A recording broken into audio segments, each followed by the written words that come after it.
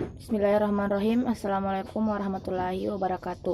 Perkenalkan, nama saya Diana Strini, NIM 1218025. Di sini pertama-tama saya akan menjelaskan tentang presentasi dari kelompok kami, yaitu kelompok keempat yang berjudul pendokumentasian hasil asuhan kebidanan.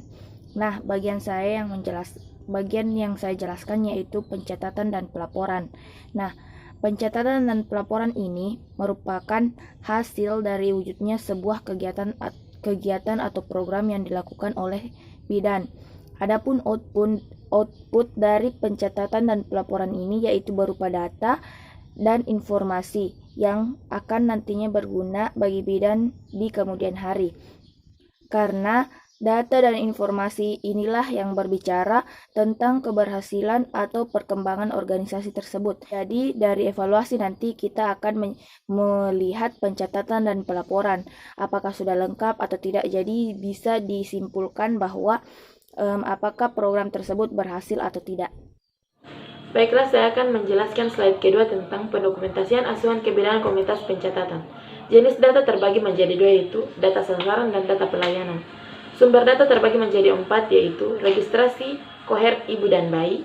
Bagian B itu laporan persalinan yang ditolong tenaga kesehatan dan dukun bayi. Bagian C yaitu laporan dari dokter atau bidan praktik swasta. Bagian D itu laporan dari fasilitas pelayanan selain puskesmas yang berada di wilayah puskesmas. Selanjutnya itu laporan. Pelaporan adalah proses kegiatan pembuatan dan pengiriman laporan mengenai pengelolaan kegiatan. Bismillahirrahmanirrahim. Saya Syarifah Aini. Baik, pada kesempatan kali ini saya akan melanjutkan presentasi dari teman saya. Ya, saya akan membahas mengenai manfaat dari pencatatan dan pelaporan. Ya, manfaat dari pencatatan dan pelaporan menurut Rosyati 2010, di situ ada 4. Yang pertama adalah untuk memudahkan kita mengelola informasi kegiatan tingkat provinsi, kabupaten, dan kota. Kemudian yang kedua, memudahkan kita untuk memperoleh data guna untuk perencanaan dalam rangka kegiatan pengembangan tenaga kesehatan. Kemudian yang ketiga, memudahkan kita untuk melakukan pembinaan perkembangan tenaga kesehatan. Kemudian yang keempat adalah untuk memudahkan kita melakukan yang namanya evaluasi hasil akhir dari kesimpulan yang telah dibuat. Iya, menurut Rosyati 2010, manfaat pencatatan dan pelaporan ini amatlah penting. Kenapa? Perlu kita ketahui, dalam suatu agenda atau dalam suatu kegiatan tanpa adanya pencatatan atau pelaporan, maka dapat dikatakan data atau kegiatan yang telah dilakukan itu tidak legal. Karena segala sesuatu harus ada yang namanya tanda bukti. Tanda buktinya apa? Yakni berupa dengan harus dicatat, kemudian harus dilaporkan. Baik, itu dari saya. Terima kasih. Baik, selanjutnya ruang lingkup pencatatan dan pelaporan. Ruang lingkup pencatatan dan pelaporan meliputi jenis data yang dikumpulkan, dicatat, dilaporkan ke puskesmas. Jenis data tersebut mencakup data umum dan demografi, data sarana fisik, data ketenagaan, data kegiatan pokok yang dilakukan di dalam ruangan dan di luar ruangan. Terus itu macam-macam pencatatan. Yang pertama, narasi, yang kedua, flowsheet dan checklist. Perkenalkan, nama saya Maria Florida Nuriani Odang dengan NIM 1218029. Di sini saya akan melanjutkan menjelaskan mengenai pengelolaan pelayanan kebidanan komunitas, yaitu terdiri atas 4. Di sini saya menjelaskan yang pertama, poin pertama yaitu perencanaan. Perencanaan adalah suatu pola pikir yang sistematis untuk mewujudkan suatu tujuan dengan mengorganisasikan dan memberdaya gunakan sumber daya yang tersedia.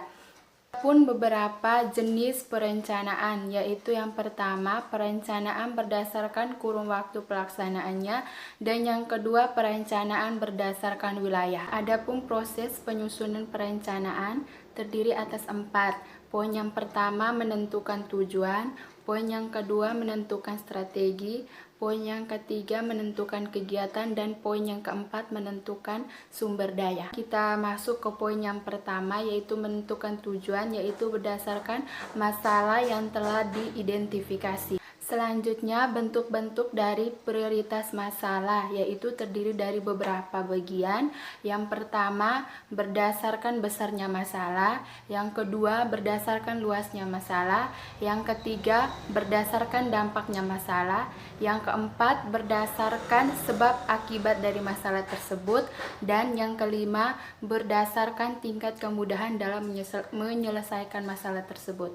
Yang berikut, untuk menentukan tujuan harus mempertimbangkan 4 poin. Yang pertama, kekuatan, yang kedua peluang, yang ketiga ancaman, dan yang terakhir kelemahan. Ya baik, sekarang selanjutnya kita masuk ke poin yang kedua, yaitu menentukan strategi.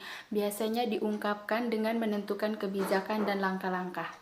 Pelaksanaan kebijakan merupakan dasar dari pelaksanaan kegiatan. Contohnya seperti pelaksanaan pelayanan kesehatan ibu dan anak di suatu desa. Kebijakan yang ditetapkan adalah pelayanan kesehatan ibu dan anak yang diarahkan pada peningkatan sumber daya manusia. Hal ini dituangkan dalam Undang-Undang Nomor 23 Tahun 1992. Dan hal tersebut disusun berdasarkan langkah-langkah pelaksanaannya. Masuk ke poin yang ketiga, yaitu menentukan kegiatan. Rencana kegiatan secara rinci mencakup latar belakang disusunnya sebuah kegiatan, yaitu ada 4. Yang pertama, kegiatan apa yang ingin dilakukan. Yang kedua, waktunya kapan untuk dilakukan kegiatannya tersebut. Yang ketiga, tempat pelaksanaan kegiatan, dan yang terakhir pelaksana kegiatan tersebut. Poin yang terakhir yaitu menentukan sumber daya. Sumber daya yang dimaksud yaitu tenaga, yang kedua fasilitas, yang ketiga sarana, yang keempat dana, yang kelima manajemen, dan yang terakhir informasi. Sekian dan terima kasih penjelasan dari saya mengenai pengelolaan pelayanan kebidanan komunitas pada poin pertama, yaitu perencanaan.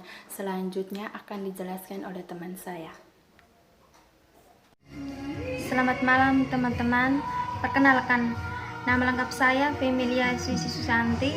Saya dari kelompok 4. Kami dari kelompok 4 membawakan materi kami yang berjudul pendokumentasian hasil asuhan kebidanan. Dan materi yang saya bawakan yaitu perorganisasian. Baik, saya akan memaparkan perorganisasian. Kebidanan komunitas merupakan bagian kesehatan komunitas.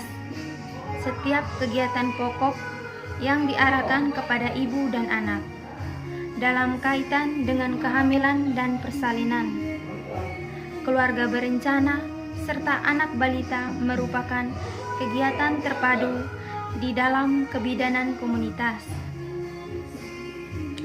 yang termasuk pengorganisasian adalah puskesmas, lembaga ketahanan masyarakat, desa atau LKMD. Tempat kebidanan komunitas dilaksanakan di seksi 7 dan 8, yaitu pembinaan kesejahteraan, keluarga dan kesehatan, kependudukan dan KB, dengan bidan menjadi anggotanya. Baik, itulah paparan dari materi saya. Sekian dan terima kasih. Saya Wode Erni, NIM 1218031. Di sini saya akan melanjutkan presentasi dari teman saya, yaitu tentang monitoring dan evaluasi. Register kohort adalah sumber data pelayanan ibu hamil, ibu nifas, neonatal, serta bayi dan balita. Baik, selanjutnya tentang pencatatan dan pelaporan. Pencatatan dan pelaporan merupakan dokumentasi yang dapat dijadikan sebagai bukti atas pelaksanaan suatu kegiatan atau program. Pencatatan merupakan kegiatan atau proses pendokumentasian suatu aktivitas dalam bentuk tulisan. Bentuk pencatatannya dapat berupa tulisan di atas kertas, disket, dan lain-lain dengan ilustrasi tulisan, grafik, gambar, atau suara. Baik, terima kasih. Itu saja materi dari kami. Sekian dan terima kasih. Assalamualaikum warahmatullahi wabarakatuh.